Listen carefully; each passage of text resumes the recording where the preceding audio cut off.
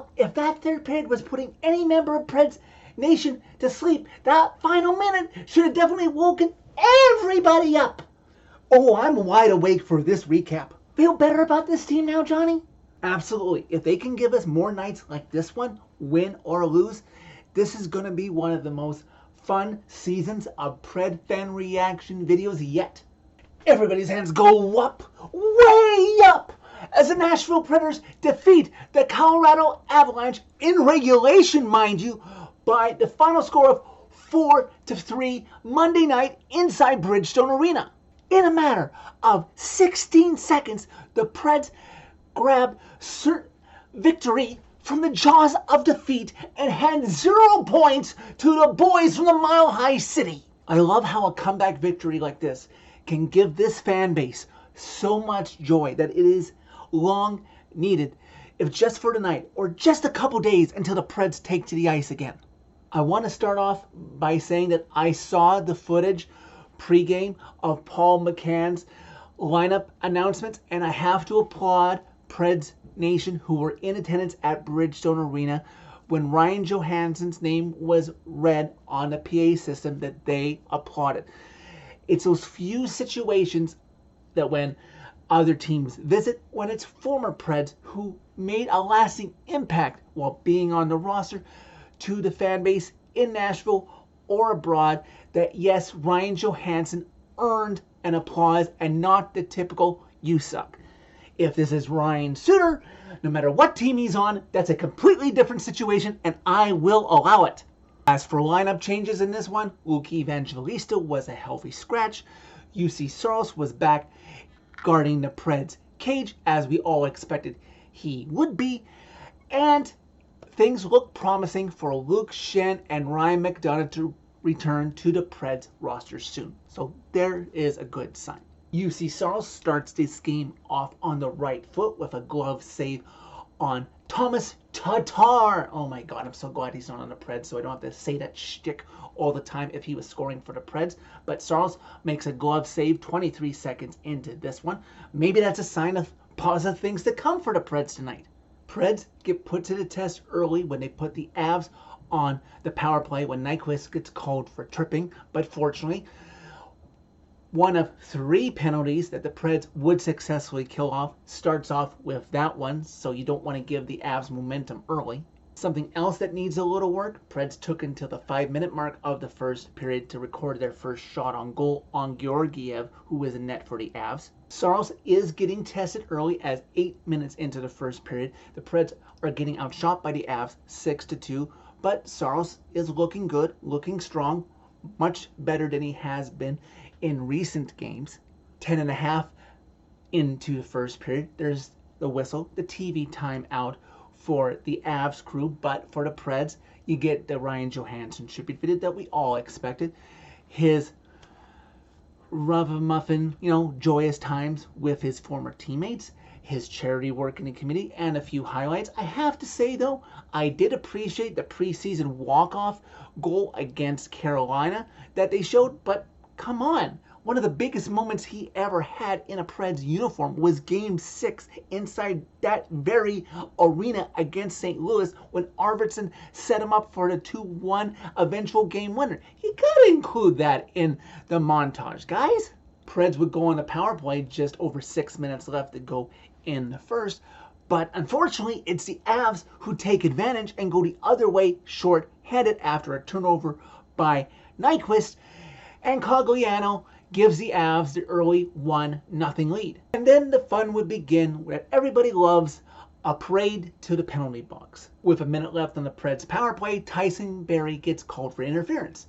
And then with about 4 minutes left to go in the first period, Ross Colton gets called for slashing. And then later, Roman Josi gets called for hooking, even though the Bally Sports truck can't find what the penalty is when it appeared to be Yakov Trenin on Valery Nishkushkin. I was like, come on, refs, hello? But finally, under a minute left to go in the first period after the Preds kill off Roman Josi's penalty, under 30 seconds left before we can go to the first intermission, the Preds are on the attack in the Avs zone, and off of a pass from Cody Glass, Philip Forsberg skates in, he waits, and he snaps it Georgiev below his glove, above his left pass. It's in with about 17 seconds left to go in the first period. The Preds, amazingly, have tied this game at 1. The Avs are not dominating like we thought maybe they would be by this point in the game. And impressively, the Preds and the Avs are tied at 1 after 1. Even play as we start the first few minutes of the second period. Again, things progressing quite nicely in the Preds' favor as just before 4 minutes into the second period, the puck comes to Jeremy Lauzon at the point, and through a screen provided by Ryan O'Reilly, Lauzon lets his shot go. It's his first of the season that beats Georgiev, and the Preds lead this one for the first time up 2-1. The pace of the game from this point slows down a little bit. Both teams taking their time with their chances, making sure not to make a mistake. Preds don't want to let the Avs tie it, or the Avs don't want the Preds to get a 2-goal lead. But these are still the Avs after all, and just before 9 minutes into the second period, the Avs creating some pressure, get the Preds hemmed in their zone. McCarr to Nate McKinnon, over to Devin Tays, who one times it home past Saros, and just like that, we're tied at 2. Preds would get a power play after that, but unfortunately not score, as they would wind up going 0 for 4 on the power play. A little disappointing considering that this is the Avs, somebody you want to impress your fans against. Just under 7 minutes left to go in the second period. Fan favorite Cole Smith trips down Cale Makar, and the Avs, with their one power play goal of the evening, make short work of the penalty. And Cale Makar, who drew the penalty, sets up Valery Nichushkin, and through a screen of 2 Avs, like, hello, somebody want to clear out this mess in front of Saul so he can see the puck? Beats him clean. He had no chance to see it. Avs have a lead of 3-2 now, and now I'm starting to panic a little bit. It's like, yay, can they keep this competitive and not get blown out against a team that swept them in the playoffs the last time they were there? And I have to say, up to this point in the game, I know I've been a little rough at times on Saros. He's still good. I'm not going to get negative like some Preds fans have of blaming him a ton for goals. In this game alone, up to this point, when it's 3-2 Avs, none of the goals you can blame on Saros. He wasn't getting any help. He wasn't able to see them coming. So he was doing his job. He needs his teammates to do theirs, clean the mess out in front of his crease, and let him see where shots are coming from. After the Avs have gone from down 2-1 to up 3-2, they have a chance to extend their lead when they get a 3-on-1 by Mikko Rantanen, who winds up with the puck on his stick, can't beat Saros, on a late penalty that the Preds take. It's actually Jeremy Lauzon with the best chance of any team to score in that 2 minutes, but he's unable to get a breakaway and score on Georgiev. Valery Nichushkin knocks down Saros, who fortunately is okay, and Nichushkin escapes a goalie interference call that should have been called. Saros continues to keep the Preds in this game. They're only down 3-2 after 2. Can they find that gear that they have showed early in this game when they took the lead to tie it once more in the third period? Preds start the third period only down 3-2, something a lot of Preds fans probably would have taken coming into this game if they couldn't be tied or have the lead, only being down by 1 goal. Ryan Johansson, with probably his best chance of the night, comes about 2 minutes into the third period, but he's denied by Saros, and UC's like, no, buddy, this ain't Preds practice. You are not getting a single goal by me.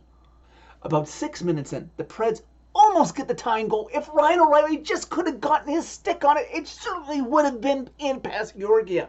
We reach the latter half of the third period. Avs still leading 3-2. Just over 7 minutes left to go in regulation.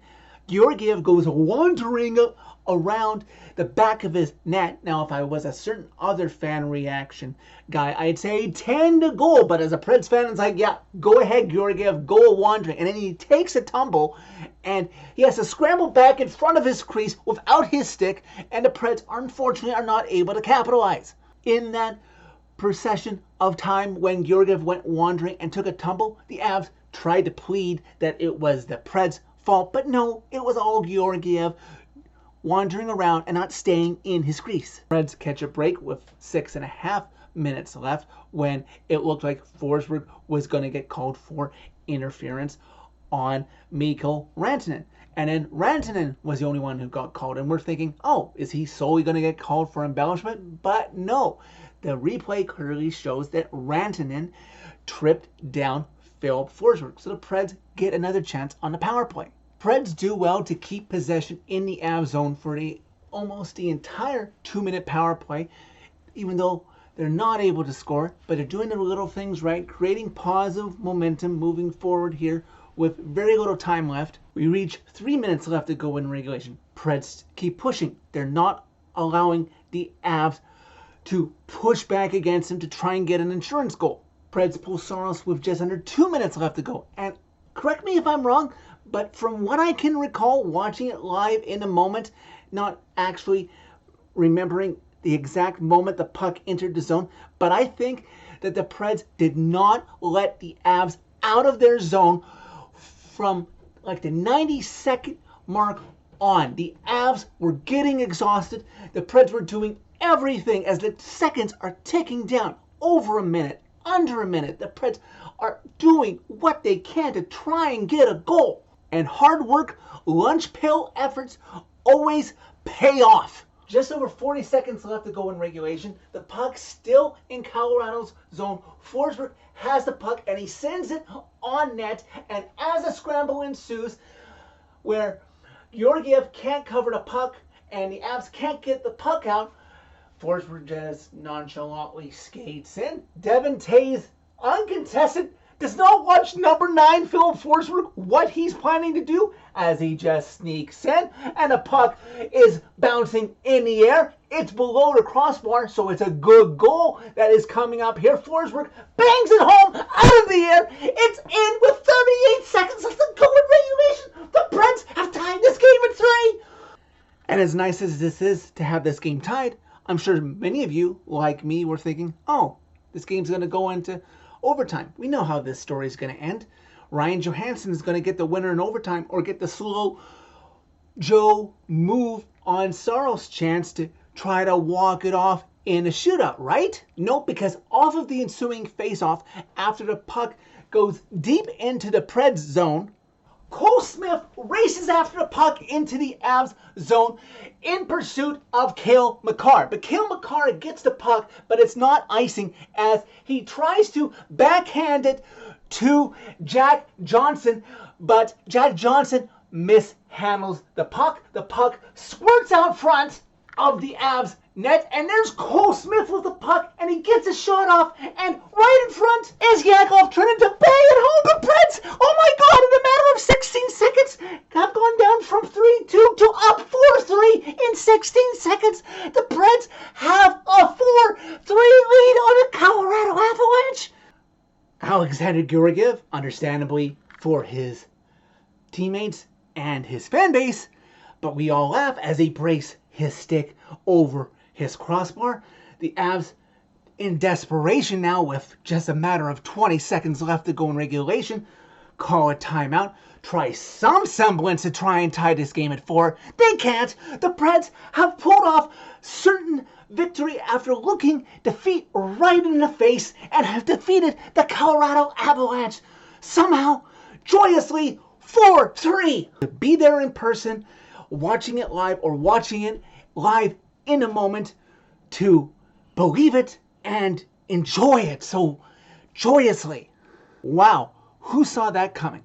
Like, really, I can believe if you thought that they were going to tie it, considering how hard and how well they played in the third period, that they were creating that good momentum and good chances to get that tying goal. But to tie it and win it under a minute left to go in regulation. Do you know that's the first time in Preds franchise history that they ever did that? And that's only the 11th time in NHL history, going back to 1931, that has been done. First 2-game win streak since clearly October. Can they make it 3 at home against Calgary to finish off the homestand on Wednesday before going into the Thanksgiving Day break, before returning for a matinee the day after on a short road trip up to St. Louis? It should be fun to see. So that is it for this one. Thank you very much for watching. As always, click like if you like this video. Click subscribe if you really like it. You can find my social media as always by clicking on a channel name. I'm always up for interacting live with other Preds fans during Preds games.